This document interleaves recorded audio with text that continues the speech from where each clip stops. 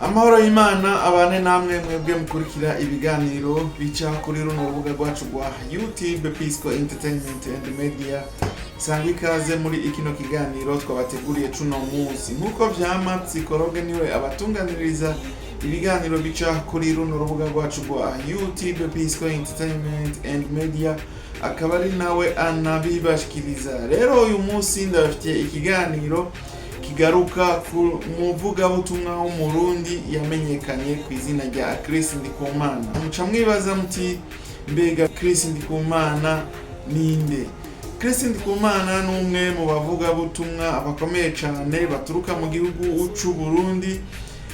Yavukiye mu gihugu c'u Burundi, akurira mu gihugu c'u Burundi, ariga amashure, araja mu buzima busanzwe, hanyuma aza kwisanga ari umuvugabutumwa akomeye cyane, umuvugabutumwa international. Rero gatoyaho cyo tugaruka no gikorane giherutse kuba cabereye kuri ETS Kamenge mu gihugu c'u Burundi mu gisagara aca Bujumbura. Gatumira amateka gatoya turaje tuce tubabwira muri make Chris Ndikumana wariwe, cyo tugaruka no kugikorane. Jambo yaravuzwe menshi cyane, murabizi ku mbuga ngurukana bumenyi bagiye bavuga ivyabo, umwe wese akavuga uko avyiyumviye, bigaca bisamaza abana bariya, ariko reka tuje tuza natwe tugire ico tubivuze. Tumira amateka gatoya rero turaje, ariko kabutari bwagire subscribe kugira wiyunge natwe mu bwami bwa Pisco Entertainment and Media.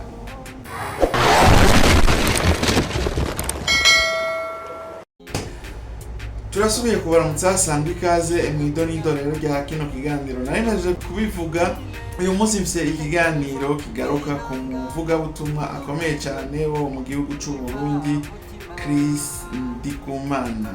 Chris Ndikumana nuwa? Chris Ndikumana ni umurundi yavukiye mu gihugu c'u Burundi, yavutse mu 1973. Murumva yuko Chris Ndikumana ari umugabo abushitse w'inararibonye, amaze kubona ibintu byinshi cyane kuko afise imyaka itari mike, amaze kuba ari umucinquantenaire, plus de 50, aba ari umuntu amaze kubona ibintu byinshi, amaze guca mu bintu byinshi. Chris Ndikumana yavukiye mu gisagara ca Bujumbura, avuka mu muryango w'abana batandatu. Chris Ndikumana bimwe mu byamuranze biravugwa ko Chris Ndikumana yakuze ari umwana w'inkerebutsi kandi yitonda, umwana yubaha umuto n'umukuru. Biravugwa yuko abo byakuranywe Chris Ndikumana yari umwana aboneka nk'uko ari umuntu w'urupfasoni afise ukwitonda shemeye, niko twobivuga. Chris Ndikumana yize amashuri yiwe mu gihugu c'u Burundi, ayintango, ayisumbuye na kaminuza ayiga mu gihugu c'u Burundi, yiziga kuri kaminuza y'igihugu c'u Burundi, ariko biravugwa ko atashoboye guheza amashure bivanye ni ingwano yabaye mu gihugu c'u Burundi. Inyuma yigandagurwa ry'uwahoze ari umukuru w'igihugu yitwa Melchior Ndadaye, mu Burundi harabaye akavuyo, harabaye intambara zitandukanye. Rero kubw'ivyo Chris Ndikumana yaciye ava muri Université y'u Burundi, atayejeje aca ahungira muri Afrika y'Epfo. Agiye muri Afrika y'Epfo yibaza yuko ariyo agiye kubandaniriza amashure, ariko ngo nivyoroshe kugira ngo ashobore kubandaniriza amashure muri Afrika y'Epfo. Gatoyaho yavuye muri Afrika y'Epfo acaja kudandaza ubutare mu gihugu ca Republika Iharanira Demokarasi ya Kongo. Ntivyamworoheye kuko yarashoboye guhura n'abantu baramugirira nabi, ubuzima bwiwe burasinzikara, ari naho havuye ijwi ry'uko yoshobora kuba umuvugabutumwa.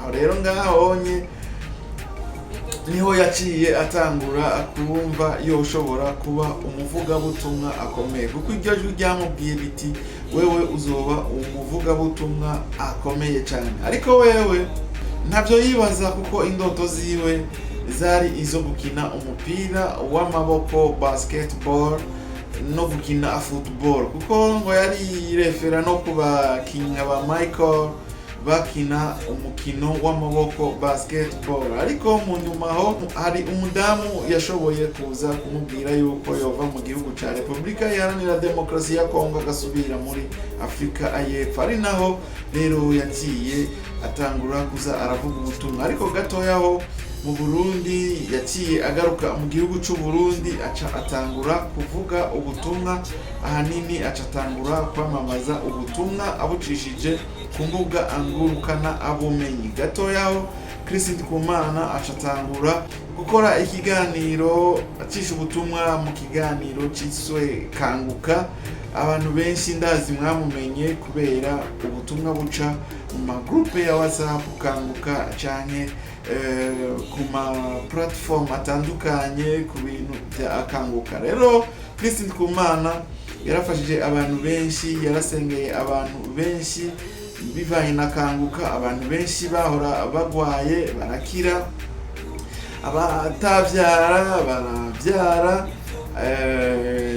abamugaye baramuguka bivuye kuri ico kiganiro ca Kanguka. Abantu benshi bamukurikirana, muhora mwumva témoignage, muhora mwumva ukuntu abantu benshi babohoka, abantu benshi bakira kubwa Chris Ndikumana na Kanguka yiwe. Hanyuma uyu Chris Ndikumana rero abantu benshi bamufata nk'uwatumwe n'Imana kugira ngo ashobore kuba yosengera abantu bagakira canke bagakizwa. Chris Ndikumana n'umuntu yigisha abantu ababwira ati ntukidodombe, kandi arabigisha yuko Imana ariyo nkuru, akigisha yuko na Yesu canke Yosuwa ari umutumwa w'Imana, ari umwana w'Imana, arigisha abantu kwitandukanya n'icyaha.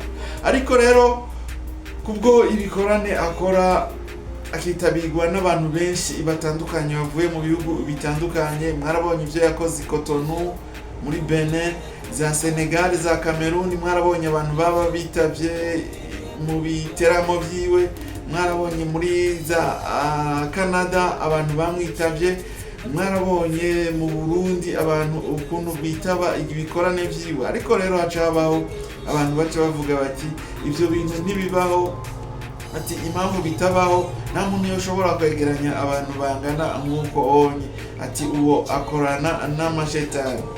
Nanje nkaca nibaza nti ayo mashetani yoba afise ubushobozi busumba Imana, ubusumba rurema, yoba afise inguvu zingana aguti?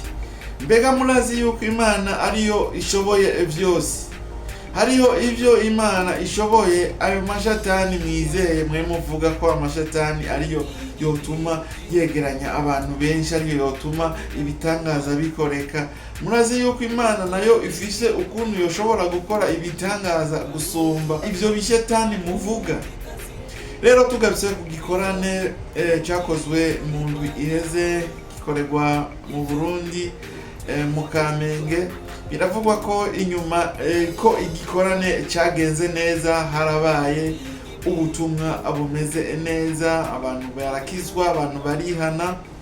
Ariko ngo harabaye insolite, harabaye abantu ngo baje gutoza ishikanwa batatumwe na Chris Ndikumana. Ayo n'amakuru twumvise, n'amakuru avugwa yuko hariho abantu baje kwiba, baje gutoza amashikanwa kandi batari muri protokole ya Chris Ndikumana. Murumva yuko ababire badatinya no mu rushengero, murumva yuko badatinya Imana, ariho abadatinya ijambo ry'Imana. Rero igikorane muri make caragenze neza, abantu barafashijwe, abakira barakijijwe. Ariko ivyagiye kuba mu nyuma y'igikorane hageze gutaha, kubera abantu bari benshi cyane, harashoboye kuba ibibazo, abantu barakomereka, abandi nabo biravamwo baritaba Imana kubera ngira ngo kubura impwemu, kujya kuntu baba bagondanye aho ngo bariko barataha kubera portail yari noya. byarashoboye kugorana, hariho abashoboye kugira ibizunguzungu barapfa, kugira ngo kumbure bivanye n'izindi ngorane baba bafise. Ushobora kuba warwaye nk'umutima ukagira ibibazo, uri mu bantu benshi, wagundanye n'abantu benshi, ukabura impwemu. Ibyo biravugwa, byaragiye biravugwa ko byagenze uko, abantu baragundanye, igikorane cyaheze na Chris Ndikumana yamaze kugenda, haravamo abantu bashika nka bangahe bashoboye kwitaba Imana, abandi nabo bararaba bivanye n'ukuntu bagundanye, bafyikanye, n'ukuntu bari benshi cyane, barazunguriwe, baragira ibibazo, havamwo ugupfa. Rero bamwe na bamwe baciye bavuga bati ngo ibyo ngo ni ibitambo ngo yatanze, ngo ntibyumvikana, ibintu nyine byinshi cyane. Abantu baragiye barazana amakomantere yabo, ariko ibyo ntabwo twobiha ikibanza kuko n'ubutumwa bwaza bwaheze. Nta bantu bafatiwe mu gikorane ngo bashobore gupfira mu gikorane, abantu bagize ibibazo kujya kuntu bariko baragundana, bariko baragerageza gusohoka kugira ngo bashobore gutaha. Rero uko niko byagenze, abantu bamwe barashobora kugira ibibazo. Rero uyu Chris Ndikumana yashoboye kwihanganisha abantu bashoboye kuburira ababo muri ivyo birori, muri ico gikorane. Imana rero ibandanye bazigama, mwe mwashoboye kuburira abantu aho, muhandanye mwihangana, niko bimeze, nta kundi, ihangane cyane.